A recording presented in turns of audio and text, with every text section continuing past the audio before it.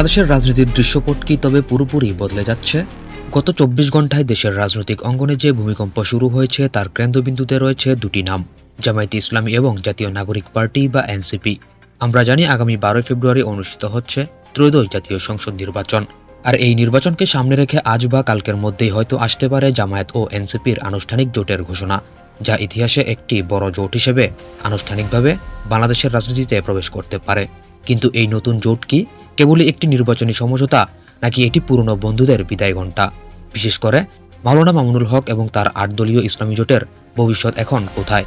জামায়াত ও এনসিপির জোটের গুঞ্জনে প্রকাশিত হচ্ছে আরেকটি ভবিষ্যৎ অন্ধকার, যা হচ্ছে জামায়াত ইসলামীর আগের ৮ দলীয় জোট থেকে হয়তোবা কোনো একটি দল বাদ পড়তে পারে বা তারা নিজেদেরকে সরিয়ে নিতে পারে। আজকের ভিডিওতে আমরা একদম ভিতরকার খবর নিয়ে বিস্তারিত জানাবো।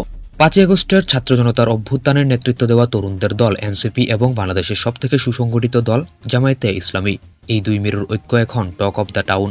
নির্ভরযোগ্য সূত্র খবর অনুযায়ী গত বুধবার ও বৃহস্পতিবার রাতে এই দুই দলের শীর্ষ নেতাদের মধ্যে একাধিক রুদ্ধদ্বার বৈঠক হয়েছে। বৈষম্যবিরোধী ছাত্র আন্দোলনের সাবেক সমন্বয়ক এবং ঢাবির জাতীয় ছাত্রশক্তির প্রধান আব্দুল কাদের ইতিমধ্যে ফেসবুকে একটি বিস্ফোরক পোস্ট দিয়ে জানিয়েছেন যে এনসিপি জামায়াতের কাছে প্রথমে ৫০টি আসন চেয়েছিল, তবে শেষ পর্যন্ত ৩০টি আসনে তাদের মধ্যে রফা হয়েছে। তবে এই জোট হলে এনসিপির আহ্বায়ক নাহিদ ইসলাম হতে পারেন আগামী দিনের বড় কোনো রাজনৈতিক ব্যক্তিত্ব, হতে পারেন তিনি প্রধানমন্ত্রীও। কিন্তু কেন এই জোট?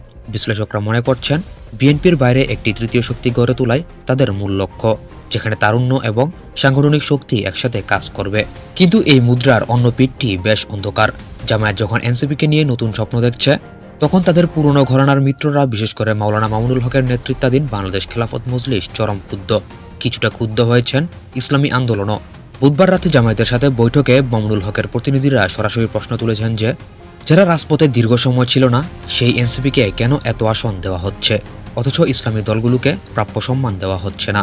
আমাদের কাছে আসা তথ্য অনুযায়ী মাওলানা মামুনুল হক ইতিমধ্যে ইসলামী আন্দোলনের আমির চরমুনাই পীর সাহেবকেও সতর্ক করেছেন, যদি জামায়াত এনসিপিকে নিয়ে আলাদা পথে হাঁটে তবে মামুনুল হক এবং তার দল এই ৮ দলীয় জোট থেকে যে কোনো সময় পদত্যাগ করতে পারেন বা বেরিয়ে যেতে পারেন। অর্থাৎ নির্বাচনের আগেই ইসলামী ভোট ব্যাংকটি দুই ভাগে বিভক্ত হয়ে যাওয়ার উপক্রম হয়েছে বর্তমানে। এবার একটু আসুন সংখ্যার দিকে নজর দেই। জামায়াত এককভাবে অন্তত ১৮০ থেকে ২০০ আসনে লড়তে চায়। ইসলামী আন্দোলন বাংলাদেশ বা চরমোনাই দাবি করেছে ১২০টি আসন। আর এখন নতুন যোগ দেওয়া এনসিপি যদি ৩০ থেকে ৫০টি আসন নিয়ে নেয়, তবে ৩০০ আসনের হিসাব কোনোভাবেই মিলছে না। সবাই যদি বড় আসন দাবি করে, তবে ছোট দলগুলোর কি হবে? এই আসন যুদ্ধই মূলত ৮ দলীয় জোটের ভাঙনের মূল কারণ। তবে জামায়াত আছে এখন বেশ কৌশলী অবস্থানে। তারা ভাবছে কওমি ঘরানার ভোট তো আছেই, সাথে যদি এনসিপির মতো তরুণ প্রজন্মের নিরপেক্ষ ভোটগুলো পাওয়া যায়, তবে তারা ক্ষমতার খুব কাছাকাছি পৌঁছাতে পারে।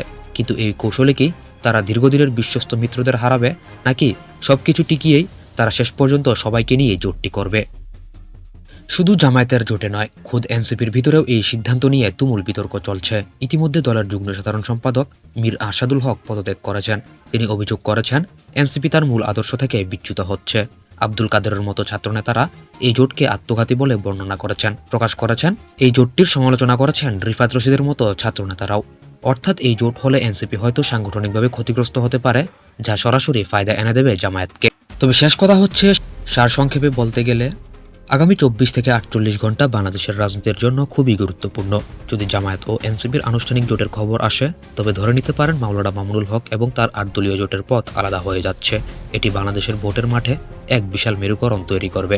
আপনার কি মনে হয়, জামায়াতের কি এনসিপিকে নিয়ে নতুন পথে হাঁটা উচিত, নাকি ইসলামী ঐক্য ধরে রাখা বেশি জরুরি? নাকি এনসিপিও থাকবে, মাওলানা মামুনুল হকের বাংলাদেশ খেলাফত মজলিসও থাকবে, অন্যান্য কওমি দলগুলোও থাকবে, সবাইকে নিয়েই নতুন একটি জোট চান? আপনার মতামত অবশ্যই জানাবেন।